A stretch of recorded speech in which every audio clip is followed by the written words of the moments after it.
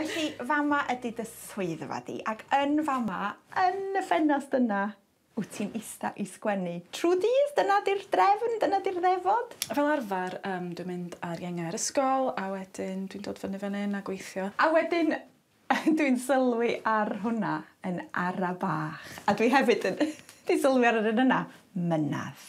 So, ai dyna'r athroniaeth pan ti'n mynd ati, ti'n fawr just yr syniad yna o ddyfal barhau, just dal i sgwennu. Dwi'n gallu trio fforsio'n hyn i sgwennu rhywbeth, ti'n gwybod? Achos mae rai fi ddweud, mae sgwennu yn ffordd mor dda o gynnal dda iechyd meddwl. A dwi'n ymwybodol, os dwi'n mynd tridia heb sgwennu'n greadigol, dwi'n stryglo, de. Ond ar y llaw arall, dwi'n meddwl bod chdi'n gorfod bod yn y lle iawn. A dwi'n gwybod bod llyfr yn mynd i fod yn os dwi'n mwynhau sgwennu fo.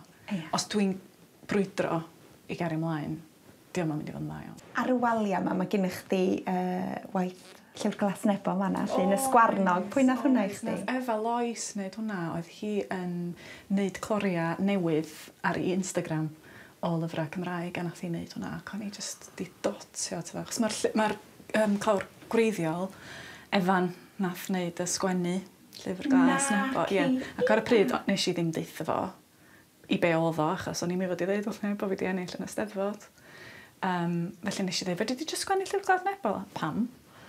O, just gna fo i'r waith, dwi'n neud o'n dda iawn. A wedyn nath o ddod i'r seremoni efo fi, ac oedd yn eistedd yn ymylu, ac nes i ddim deitha fo bod fi wedi ennill.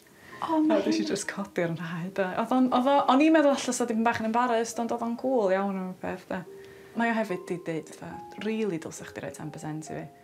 Achos fi'n edrych y clawr.